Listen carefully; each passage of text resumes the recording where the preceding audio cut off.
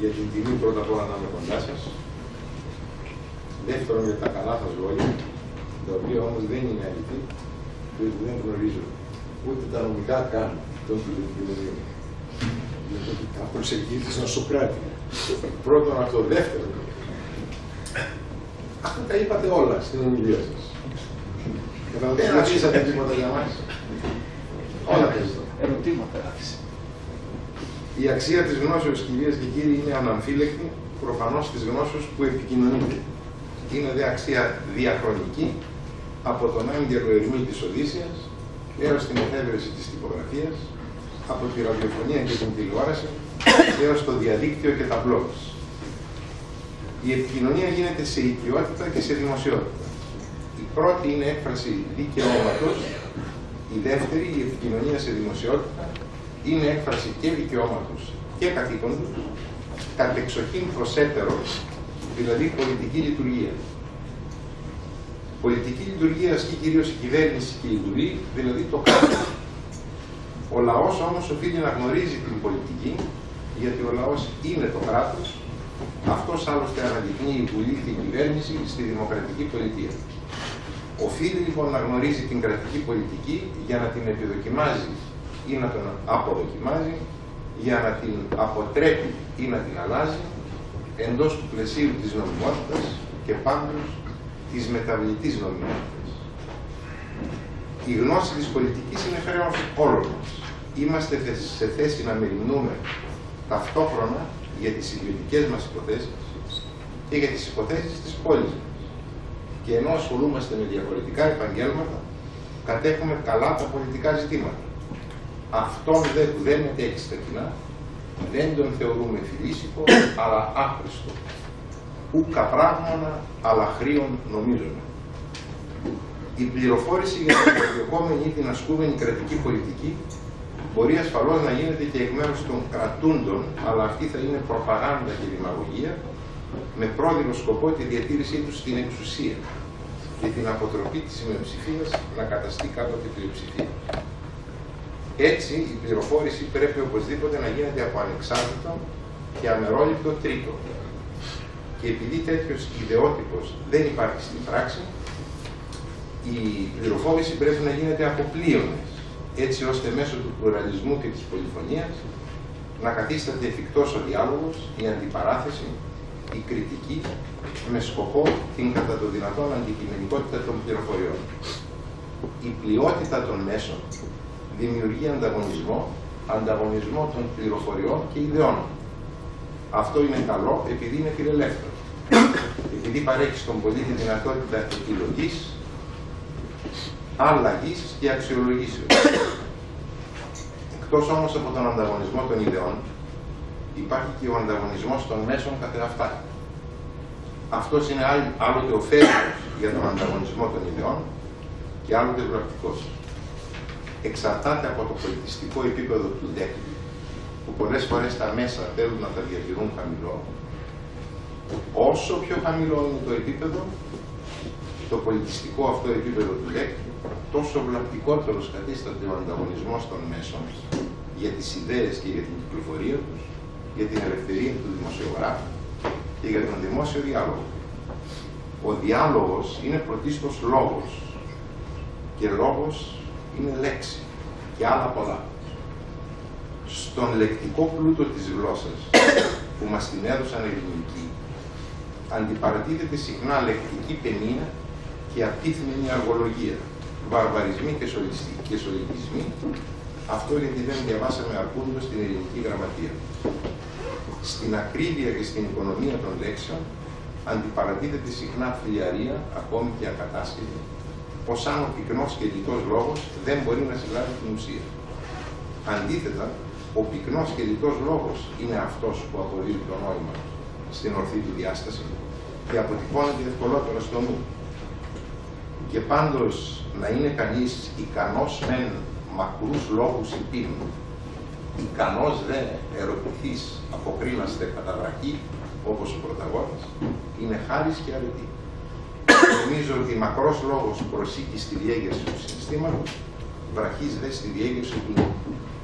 Η χάρη του βραχαίος λόγου την ανέδειξε πάντως ο Πρωταγόρας, όταν ο Σωκράτης του υπέδειξε απειλώντας τον ότι θα αποχωρήσει του διαλόγου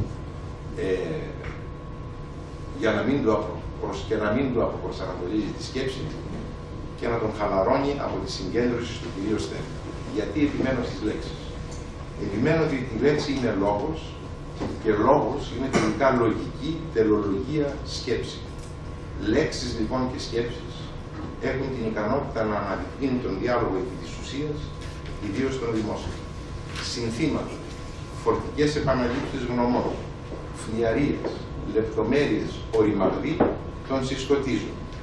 Η μονοθεματική ειδησιογραφία, με καταιγισμό λεπτομεριών και πολλαπλών σχολείων, η σύζευξη σχολείου και ειδήσεως, η τεχνητή ανάδειξη του δίθεν μεγάλου θέματος επειδή πουλάει, υποβαθμίζουν τη δημόσια γνώση, τον δημόσιο λόγο, δηλαδή τις προϋποθέσεις των κοινών της πολιτείας που απαιτούν τη διαλογική των εύστοχων νοημάτων. Όλοι νομίζω διαρωτώμεθα σε ποιο βαθμό πραγματώνεται από το Σύνταγμα επιβαλλόμενη αντικειμενική και επίσης όλη τη διάδοση πληροφοριών και ειδήσεων με εξασφάλιση της ποιοτικής στάθμης των εκπομπών. Σε ποιο βαθμό υλοποιείται η επιβαλλόμενη από το Σύνταγμα ευρύτερη κοινωνική και πολιτιστική αποστολή των μέσων. Ακροατές και θεατές έχουμε ανάγκη να γνωρίζουμε όχι μόνο την πολιτική, αλλά και να έρθουμε σε επαφή με όλα τα ανθρώπινα, είτε εντός είτε εκτός των πεδίων των ουσών, με όλα τα ανθρώπινα που ψυχαγωγούν, διασκεδάζουν, χαλαρώνουν, αναπαύουν. Και αυτά είναι λόγος. Λόγος ως αναλογία, δηλαδή αισθητική που πρέπει να προβάλλει. Σε ποιο βαθμό τα απολαμβάνουν. Τα μέσα ασκούν εξουσία και μάλιστα σκληρή, διότι την ασκούν επί του εσωτερικού κόσμου μας, τον οποίο και επηρεάζουν. Δεν είναι τυχαίο ότι όλα τα συντάγματα προστατεύουν την ελευθερία της συνειδήσεως ως ελευθερία του φόρουμ internum. Την προστατεύουν και μάλιστα απολύτως, χωρίς περιορισμούς, διότι είναι άκρως εκτεθειμένη σε κινδύνους επηρεασμού, ιδίως στην εποχή της αναπτύξεως της επιστημονικής τεχνολογίας. Όπως κάθε εξουσία, έτσι και η εξουσία των μέσων τείνει σε καταχρήσεις. Αυτές λαμβάνουν τη μορφή της συγκεντρώσεως των μέσων ισχύρας οικονομικών μεγιστάνων, καθώς και τη μορφή της λεγόμενης διαπλοκής και διαφθοράς. Αποτέλεσμα, η χειραγώγηση της κοινής γνώμης, η αδιαφάνεια και η χειραγώγηση ακόμη και της κρατικής πολιτικής. Οι καταχρήσεις πρέπει όμως να πατάσσονται και οι παρανομίες δεν τιμωρούνται. Δια της επιβολής των κυρώσεων αποκτάται το κύρος του νόμου. Ο νόμος για τα μέσα παραβιάστηκε παροιμήν εξ αρχής. Ενώ οι άδειες για τη ραδιοφωνία και την τηλεόραση έπρεπε να δοθούν με βάση τις αρχές της διαφάνειας, της ισότητας και της ίσης μεταχειρήσεως, δόθηκαν αυθαιρέτως ως μεταβατικές. Παρά την ακύρωσή τους από το Συμβούλιο της Επικρατείας, διαγωνισμός για την χορήγηση αδειών δεν έχει ακόμη γίνει. Ειδικός εγγυητής και ελεγκτής της νομιμότητας της δράσεως των μέσων καθορίστηκε να είναι το Εθνικό Συμβούλιο Ραδιοτηλεοράσεων. Περί αυτού, αλλά και των άλλων ανεξαρτήτων αρχών, το Σύνταγμα περιέχει ειδική πρόβλεψη ότι τα μέλη του επιλέγονται με απόφαση της διασκέψης του Προέδρου της Βουλής ομοφόνος ή τουλάχιστον με πλειοψηφία των 4/5 για ορισμένη θητεία. Όμως η διάσκεψη των Προέδρων αδυνατεί να αναδείξει νέα μέλη του Εθνικού Συμβουλίου Ραδιοτηλεόρασης. Τα λεγόμενα μικρά κόμματα είτε ψηφίζουν λευκό, είτε καταψηφίζουν τις προτάσεις των μεγαλύτερων κομμάτων. Όμως ούτε η διάσκεψη των Προέδρων ως συλλογικό σώμα, ούτε τα μέλη της μπορούν να εξαναγκαστούν στην εκπλήρωση της συνταγματικής υποχρεώσεως αναδείξεως των μελών. Τούτο διότι η διάσκεψη αποτελείται από βουλευτές, οι οποίοι έχουν απεριόριστο το δικαίωμα της γνώμης και ψήφου κατά συνείδηση. Ψηφίζουν λευκό, δεν ψηφίζουν κλπ.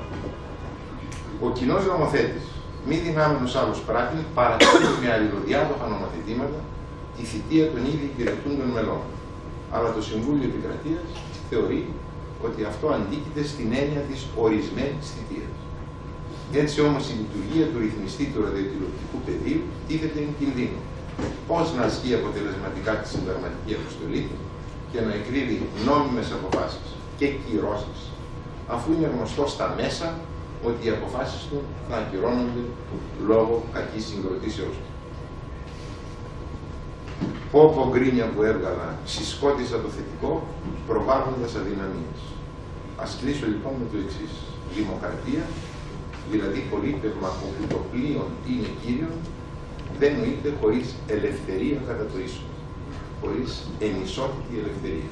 Δηλαδή, χωρίς η σιγορία. Η σιγορία δε σήμερα είναι καλός ή κακός η ελευθερία των μέσων. Σας ευχαριστώ.